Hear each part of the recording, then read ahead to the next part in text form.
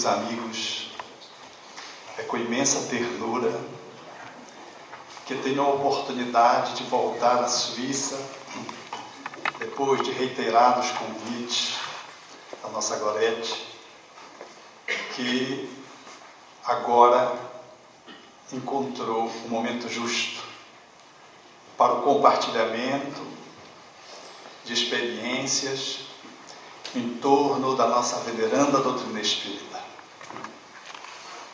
Um abraço bem terno da Amazônia, de Belém, a terra em que Jesus da Silva nasceu.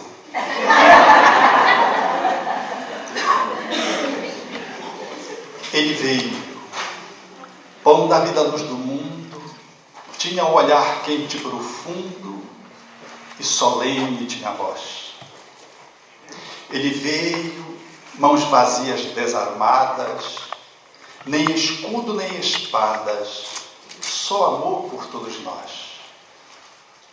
Toda noite sem estrelas ele ilumina, e as nuvens mais escuras ele desfaz. Ele veio, agitou a nossa alma, tirou o nosso trauma e nos deu a sua paz. É o poema musicalizado que traduz num bom momento a necessidade do comparecimento de Jesus, a nossa realidade de transição existencial que galvaniza o nosso planeta em todas as direções. E nesta tarde eu evoco com o meu próprio colorido interior as falas do Espírito Emmanuel, para que elas possam encontrar nas nossas almas algumas ressonâncias, falando de que efetivamente ele veio e que talvez possamos já tê-lo encontrado, e se o fizermos, podemos avaliar em que medida do relacionamento nós nos encontramos com ele. Qual é o termo de proximidade que nós já conseguimos amealhar nesse movimento de aproximação com essa figura ímpar que desceu na terra e conseguiu fazer um feito tão incomum que até hoje os homens ainda não conseguem compreendê-lo. Foi, portanto, no vão da história do cristianismo nascente que a figura incomum de Estevão chegou à casa do caminho. E chegou revelando o seu estado de quase moribundo, trazido por Efraim, que era mais um dos cristãos ou dos homens do caminho daquele tempo, que agenciava o socorro, levando para aquele abrigo que ficou consagrado como a casa do caminho. E logo na entrada surge o grande desafio que se repete nos nossos dias: acolher ou não acolher. A quantidade de pessoas que a casa do caminho detinha, notadamente em regime de leito, esgotava o seu número. Eram 49 pessoas internadas, dentre as outras que estavam acolhidas. E Tiago, que agenciava sempre as coisas materiais, questiona a possibilidade de recolher Gesiel, que mais tarde seria Estevão. E a figura de Pedro, um pouco mais amadurecida, que tinha a oportunidade de ter podido caminhar com Jesus durante 3 anos, faz uma análise e suscita de que não era justo eles poderem deter Gesiel e mais o outro enfermo, nada obstante a casa estivesse cheia, porque não cabia a eles fazer esse movimento seletivo e o rechaço de 2 pessoas que, a mais, não tinham seu direito reconhecido na sociedade vigente e, portanto, para dentro dos muros de Jerusalém. Assim acolhe Gesiel E Gesiel faz aquilo que todos nós podemos nos contemplar no cotidiano. No delírio febril, como quem sonha, ele fala do que está no seu interior. Todas as vezes que mergulhamos no sono, em estados oníricos, nos transes sonambúlicos, ou simplesmente nos nossos sonhos, nós nos revelamos. É um material que comporta mais ou menos 1/3 da nossa vida. Alguém que tenha vivido 60 anos passou 20 dormindo. É impossível que a natureza não nos oferecesse um sentido mais adequado e eficiente, glosando a nossa vida por 1/3.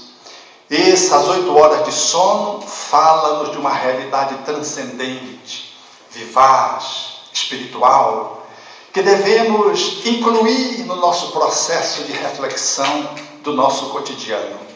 Aquilo que sonhamos, aquilo que experimentamos, os nossos transes falam de nós mesmos. Não podemos de modo algum relevar, renegar, negar esses conteúdos da alma, porque são conteúdos que falam desde a estrutura física à nossa mais refinada transcendência. E Gesiel fazia o seu transe no delírio febril, evocando o seu passado recente, quiçá, o seu passado longínquo espiritual. Falava das profecias, anunciava falas cujo conteúdo se relacionavam aos profetas, o que deixou, notadamente, Simão Pedro impressionado, porque nós também conhecemos o homem quando ele dorme, a partir dos conteúdos que emergem da parte dele, nesse transe. E ele ficou curioso para saber quem era aquele que falava das profecias de Isaías, que evocava a tradição do seu povo, trazendo conteúdos formosos. Quando Gesiel se recompõe, ele então, com muito jeito, se aproxima. Depois de mais de uma semana naquele processo doloroso, quando já iam 15 dias, eis que Simão Pedro consegue fazer um movimento de aproximação. Porque o amor é assim. Há um primeiro contato que é muito marcante, mas ele só se realiza na cumplicidade da convivência. Ninguém ama simplesmente por um momento. Nós só revelamos que amamos alguém quando nós caminhamos com esse alguém, quando temos oportunidade de estar com ele. Foi assim que mais tarde Simão Pedro diria ao apóstolo Paulo, quando já Paulo e não Saulo, ele dizia: como tu consegues conviver com os fariseus? E Simão Pedro diz: convivendo com os fariseus, que eu tenho a oportunidade de desvelar a figura de Jesus. É estando com outro que eu me revelo, e é estando com você que eu conheço você. Simão estava nesse movimento de aproximação, mas igualmente sendo visto por Gesiel, que contemplava um homem que ratificava uma fala desde Efraim, quando acolheu Gesiel, que o tratou pelo nome de irmão. E ele, quando questionou, teve como a resposta de que todos nós somos irmãos, porque participamos de uma só família, a humanidade. Era assim que ele olhava agora, não mais uma fala, ele contemplava o exemplo que arrasta, mais do que seduz, que conduz. Ele contemplava Simão, que de leito em leito se movimentava, atendendo paternalmente cada enfermo. E quando a proximidade, nessa dança amorosa em que duas pessoas vão se aproximando pela convivência do tempo, estabelecendo no nível do contato laços de confiabilidade, eles travaram um diálogo que deveria descerrar o que estava por trás daqueles dois grandes homens. A sombra de uma tamareira, ele revela a sua ascendência espiritual, Gesiel, a sua tradição, vindo de uma família identificada com a lei, com os profetas da cidade de Isacar. E, igualmente, Simão falaria de uma ideologia nova que estava surgindo naquele tempo e cujos alicerces repousavam num homem chamado Jesus. E quando ele revela de que Jesus era o Messias, Gesiel recobra novamente na sua memória da sua tradição e recita os versos de Isaías. E ele se levantará como um arbusto verde no deserto da ingratidão humana. Sofrerá a ignomínia e o abandono dos homens. Será conduzido como uma ovelha ao sacrifício. Todavia, quando este se estabelecer sob as suas mãos, crescerá o reino do divino. Era ali, naquele momento, que se revelava de que Jesus, o Messias, tinha vindo para Gesiel. E para Simão Pedro era o encontro com este, que seria o mártir do espiritismo nascente, e que seria a pedra de toque para que houvesse uma transformação de um Saulo a um Paulo. Porque só podemos reconhecer a figura de Paulo quando da presença, na sua historiografia recente de vida, há uma figura de Estevão, que foi capaz de poder fazer esse enfrentamento, dando-lhe ensejo de que ele pudesse fazer a grande alquimia da alma, a mais difícil, o processo transformador mais inusitado que alguém pode fazer, e por isso retardado e adiado indefinidamente para as várias vidas. Foi naquele encontro, sob a tamareira, que Gesiel entra como que num colapso. Era o Messias, e aonde ele está? E Simão Pedro disse: há 1 ano ele foi crucificado. Dá-lhe as informações.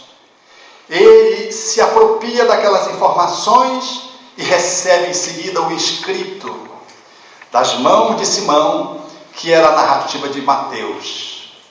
E, lendo em voz alta, ele o faz de ponta a ponta e pede para que ele pudesse, durante 30 dias, meditar naqueles ensinos. Foram apenas 30 dias. 30 dias para um espírito que já estava naturalmente no caminho do bem. Uma alma que estava como um campo absolutamente fértil, disponível para o processo da germinação, da floração e dos frutos, agora na perspectiva do Cristo. Foi assim que Gesiel se introduziu na casa do caminho, participando logo como um daqueles que deveriam contribuir no atendimento às pessoas.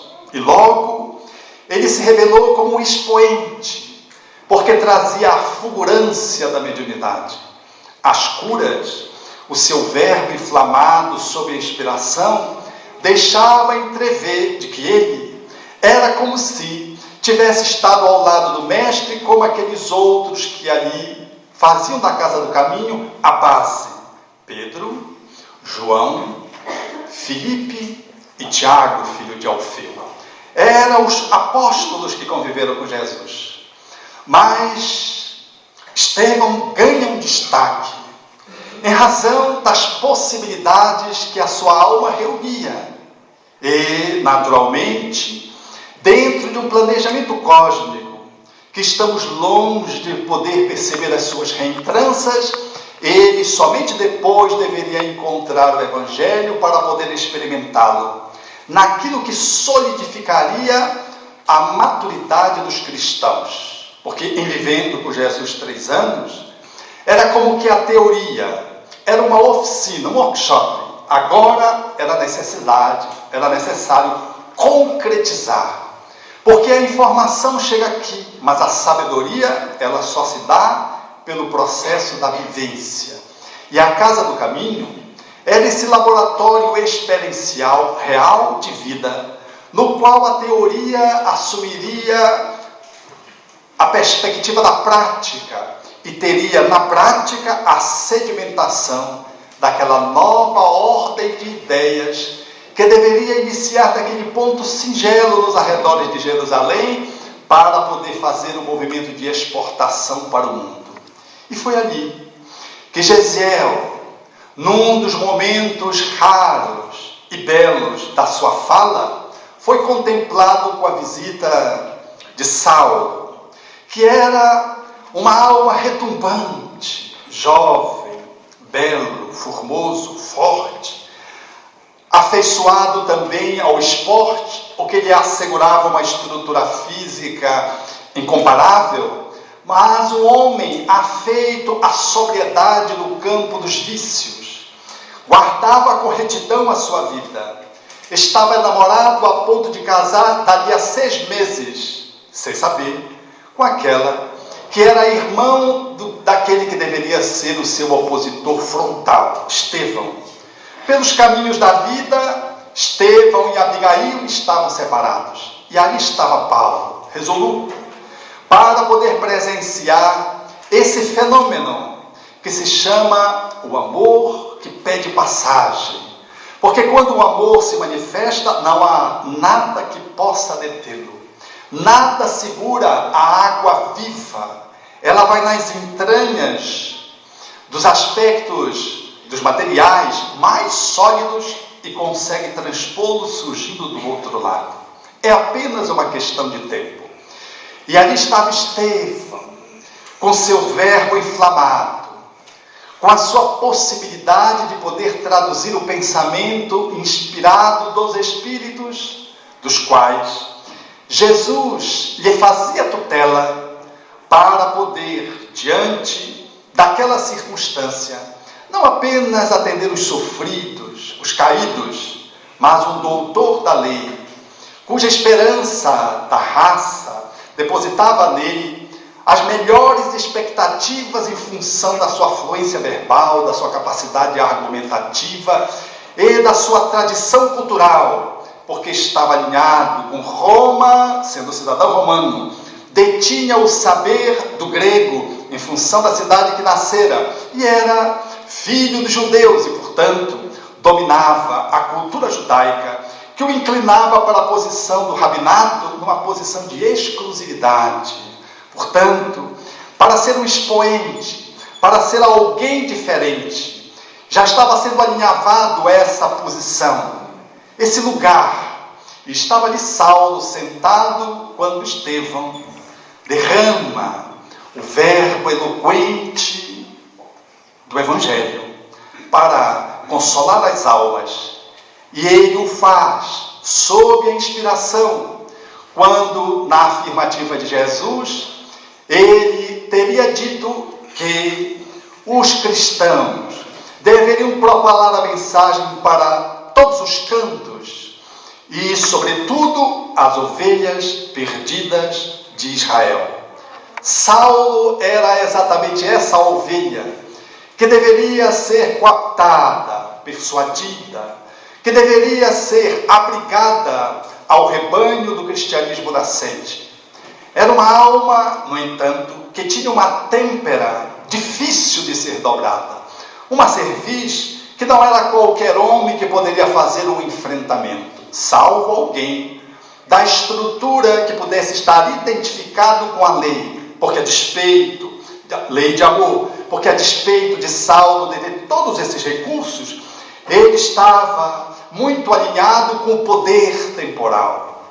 Ele não estava simplesmente vinculado à lei mosaica, aos profetas. Ele também estava contaminado pelo relativismo cultural do seu tempo.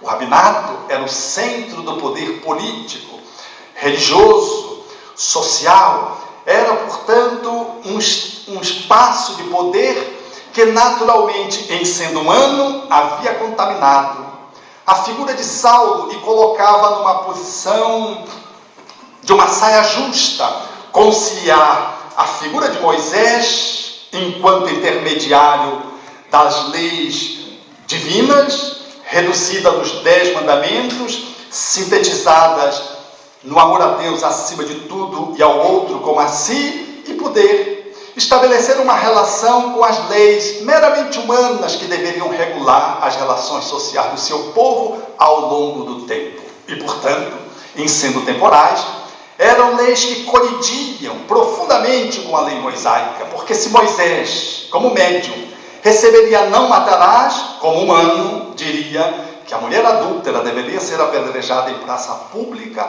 até a morte. Eram as contradições.